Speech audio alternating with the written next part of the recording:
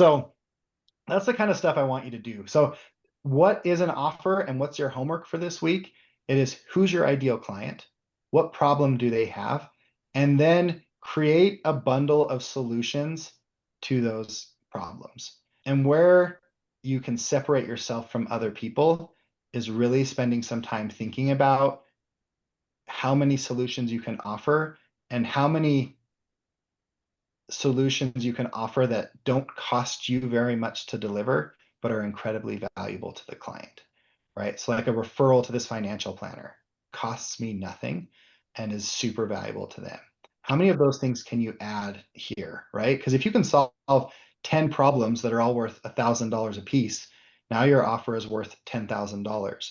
But if it only costs you $1,000 to deliver those services, then you could charge 3 or 4,000 and you would make 4 and it would cost you 1, and it would charge 4 and they would receive 10, right? That's the perfect offer, is if you can put it out there and see they receive $10,000, they pay me 4 and it only costs me 1,000 to deliver, right? And I do want you to spend some time thinking about the delivery costs specifically, especially when it comes to your time. What is your time worth? Because if you are the attorney doing the work, then that is costing you something. As Cassie mentioned at the beginning of the call, she was making a lot of money, but was working too much and it wasn't worth it, right? So I do want you to spend some time thinking about the costs there, also so that this becomes a scalable system. Because if it's taking 10 hours of your time, and if you hire an attorney to do that, now all of a sudden you're paying that attorney $2,000 or whatever, however much you end up paying the attorney. You have to make sure that there's a buffer there, right? So if they're receiving 10,000 and you're charging 4 and you only have to pay the attorney $1,000 or $2,000, then there's probably enough buffer there. But I really want you to spend some time thinking about all of those things. When I've taught this in the past, I didn't always spend enough time talking about the cost to deliver. And that's where sometimes we would run into issues here, is you'd say, hey, they're receiving $10,000 of value. Most attorneys are charging 9, and so I'm going to charge 6. And now all of a sudden you get all of the cases because you're charging so much less than everyone else. But the reason all the other attorneys were charging 9 was because they was costing them a ton of time to deliver. And now all of a sudden you can't hire somebody to do the work and you're getting underpaid to deliver services. So do spend some time there and really think about the value of those services. Um, so how much is it costing the client? How much can you charge? And you want there to be a nice big gap between what it's costing the client and what you charge. And then again, a nice big gap between how much you charge and how much it costs you to deliver. There's ways of doing that, right? Like my attorneys are paid a contingency, so that's nice.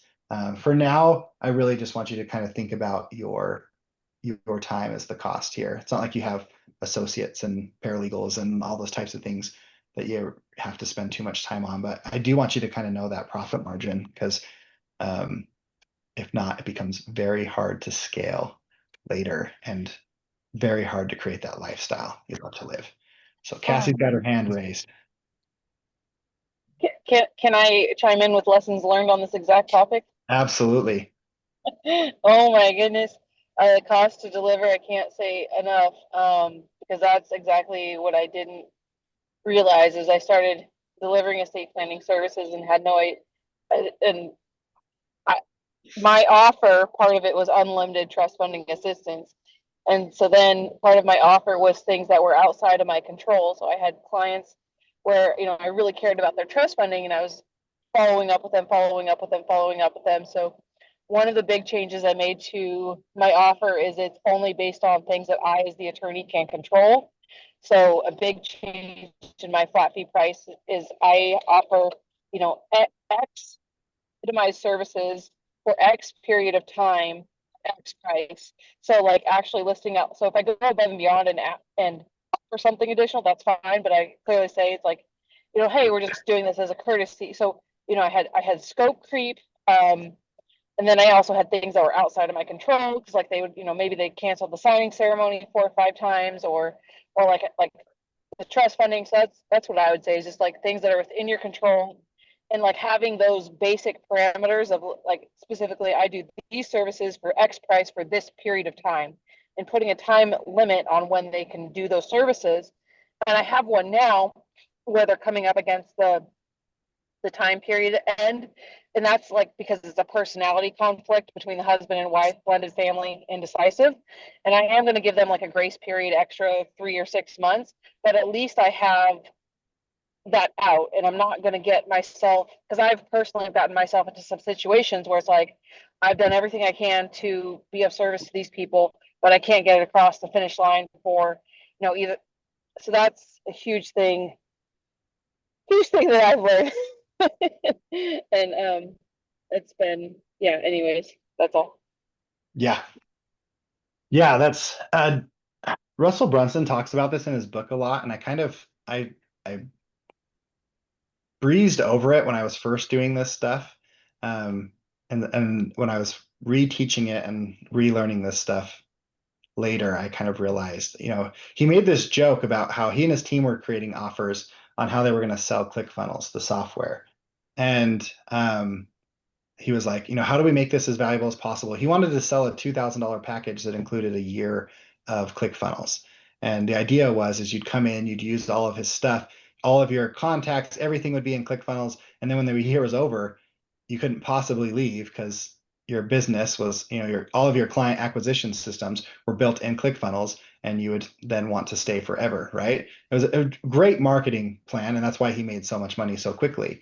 Is it worked, right? You'd come in, you'd create all these marketing funnels, they would work, and he could show that it was working by having the data built into the software. And so it was a no-brainer to stay when the year was up. When he was doing this offer creation, he was like, how do we make this as valuable as possible? Um, and the one of his team members was like, you could fly out to their house and build their funnels for them, which would work, right? I mean, guarantee Russell Brunson, probably the top marketer of our generation, if he came to your house and built out all of your marketing funnels for you, I have a very high inclination to think that you would succeed, right? But what would that actually cost? Like, Russell Brunson doesn't just fly to people's houses on his own for not for not a lot of money. In fact, he actually has a coaching service where he would build out all of your funnels and stuff for you, not flying out to your house, but it's $1 million plus a percentage of your company. And the crazy thing is a lot of people have paid him to do that because he's that good. Now, obviously, these people are making millions of dollars already. That's why they can afford it. But so obviously, for $2,000, he's not going to fly to your house and build your funnels for you, right? But spending some time thinking about what are some of these insane deliverables you can do. It was that conversation that he and his team had that made him decide, he's like, you know what? One day I would be happy to build everybody's funnels for them. But if I'm going to do these things and have my team do it and whatnot, I would need to charge $1 million for that. And so he made $1 million package as kind of like maybe one day someone will pay me this. And the crazy thing is I was watching him do a presentation on this topic a couple years ago, and he no longer offers this $1 million service. But he asked, like, if I were to offer it again, who here would take me up on it? And like 12 people raised their hands right there in the audience right then. And I'm confident that if he said, okay, let's do it, they would write him a check for $1 million right there. Meaning he could have on that stage right there earned $12 million in a 90-minute presentation if he had really wanted to. But that's because the amount of value he offers is so high, people are even willing to do that. So we'll have a Q&A after this for like the next hour and a half for anybody who wants to stick around and ask questions. Normally we'll reserve some of this first hour for that as well. There's just a lot of stuff to cover this first week, and I really want to make sure you guys got it. So that's the big thing, right? Is create a bundle of services, list the solutions, get crazy on some of them, and say, okay, I'm going to go to the guy's house and beat him up for you so that he doesn't abuse your children or something, right? Like get crazy, then obviously weed out the ones that don't make sense. Alex Hormozi in his book, $100 Million Offers, he has you like kind of go in and like rank things from like a 1 to 5, how valuable the solution is to the client. Then he has you rank it from like 1 to 5 on how much it costs you to deliver that. And the goal there is to then deliver as many of the things that don't cost you very much but are valuable to the client. And trying, there's often like 5 or 6 possible solutions to any given problem. So really spending some time thinking about which of those solutions is the cheapest for you to deliver. So you can create a package that is incredibly valuable to the client. You can charge a reasonable price for, and it costs you less to deliver. So that's kind of offer creation as a whole. I'd love to hear thoughts, questions, concerns. How can I help you guys make that happen?